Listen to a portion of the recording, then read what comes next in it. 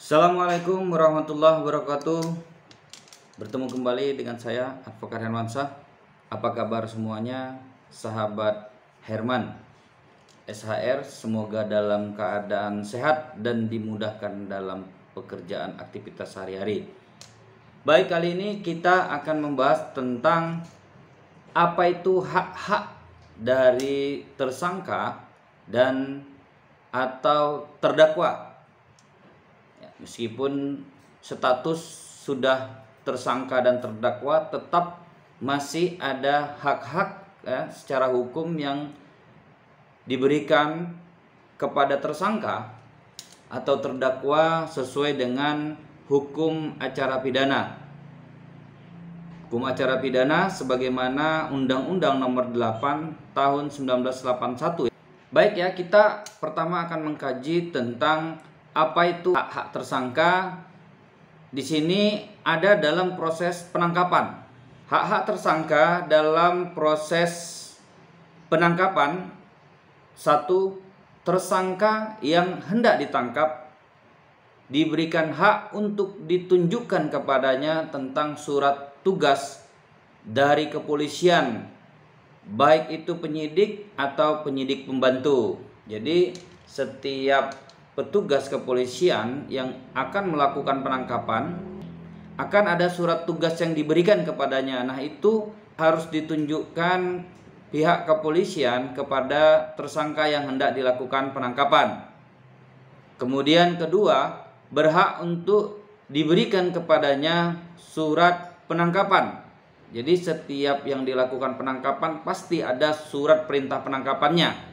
Apabila surat perintah penangkapannya tidak ada, maka penangkapan tersebut tidaklah sah kecuali tertangkap tangan ya dalam melakukan tindak pidana. Itu berbeda lagi. Nah, namun kalau ini delik aduan, dia ditangkap akan ada surat penangkapan dan itu wajib diberikan kepada tersangka.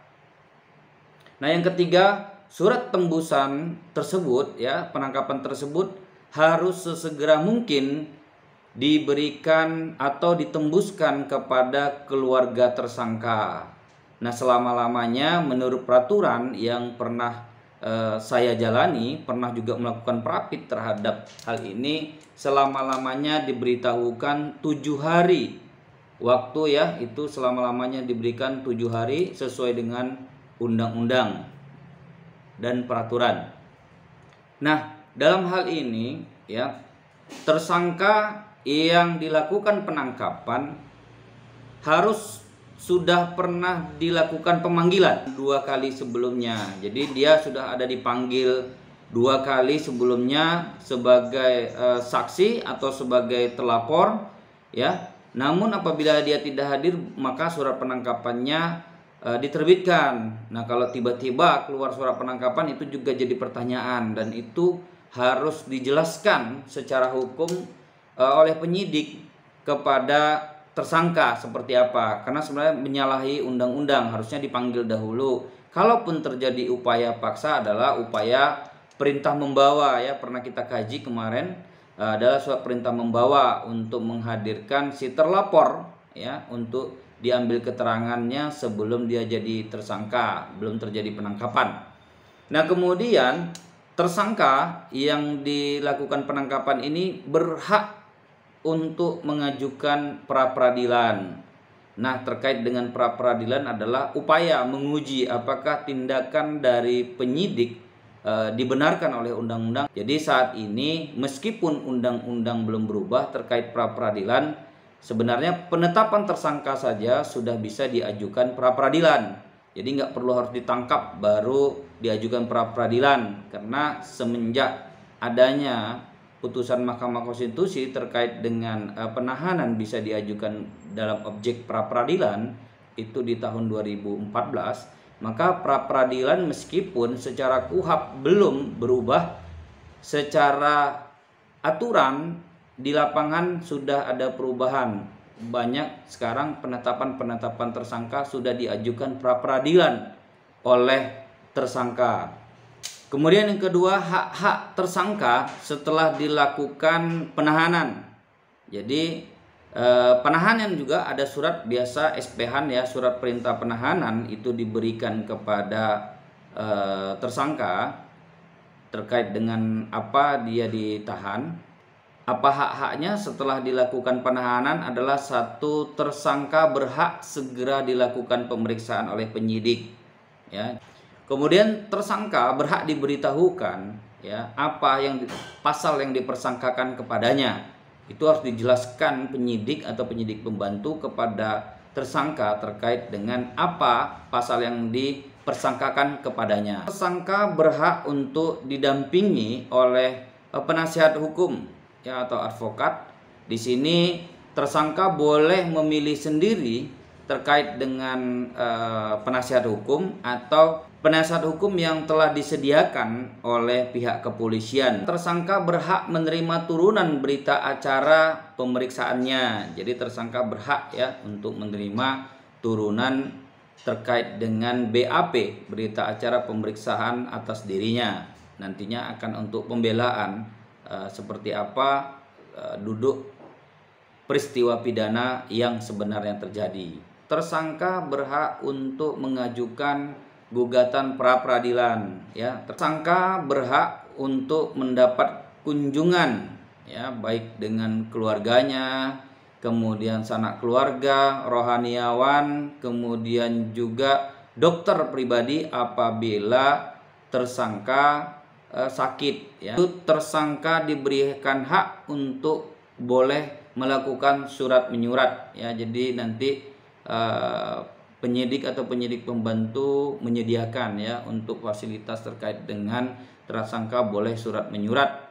Begitu juga dia menghubungi pengacaranya atau pengacaranya menghubungi tersangka kapanpun dibutuhkan terkait dengan proses hukum ya, harus diberikan waktu.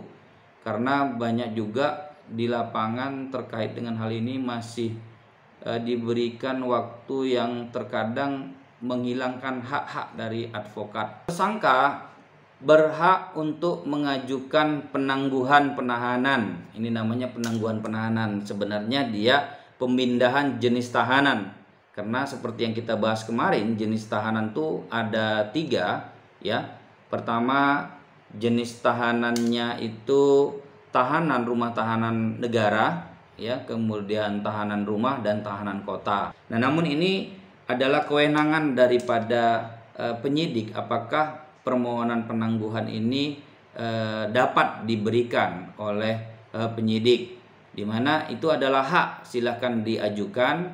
Kemudian yang terakhir terkait dengan penahanan bahwa tersangka berhak untuk meminta ganti rugi dan rehabilitasi. Ganti rugi di sini dalam arti kata dia pertama mengajukan pra peradilan. Apabila pra peradilan tidak terbukti bahwa tersangka bukan pelaku tindak pidana atau memang bukan tindak pidana, maka tersangka berhak untuk melakukan minta ganti rugi ya, ganti kerugian. Dan rehabilitasi. Rehabilitasi ini adalah pengembalian nama baik daripada tersangka terhadap hal yang diduga atau dituduhkan kepadanya.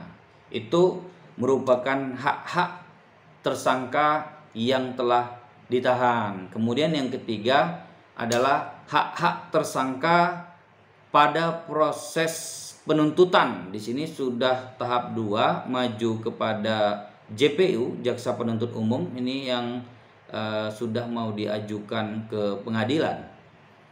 Jadi apa hak-haknya setelah dilimpahkan dan sudah tahap 2, sudah ada di kejaksaan.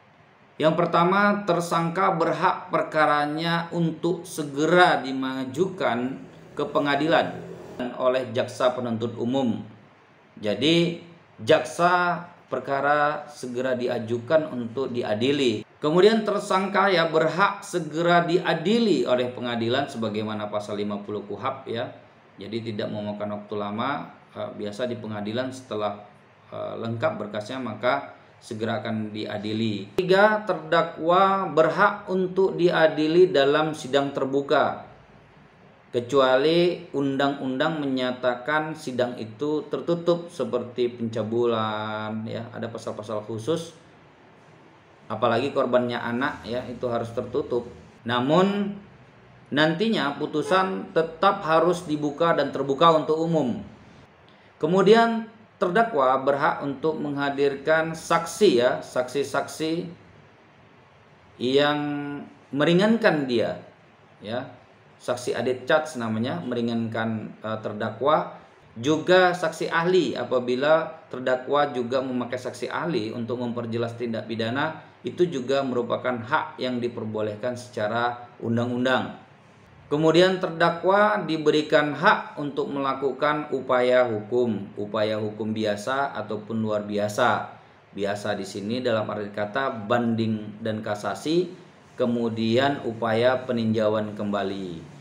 Nah, untuk upaya peninjauan kembali secara undang-undang sebagaimana pasal 263 KUHP. Dalam aturan sekarang terkait dengan pengajuan PK hanya diperbolehkan 1 kali, meskipun undang-undang menyatakan boleh beberapa kali. Namun untuk efektivitas proses pidana itu boleh diajukan 1 kali menurut peraturan dari Mahkamah Agung. Demikian hak-hak daripada tersangka kemudian terdakwa, agar sahabat-sahabat semua mengetahui apa itu hak-haknya yang nanti bisa diberikan pandangan hukum kepada siapa yang bersinggungan dengan hukum. Semoga ini bermanfaat. Yang sudah like dan subscribe, terima kasih. Yang belum, silahkan, karena itu gratis. Assalamualaikum warahmatullahi wabarakatuh.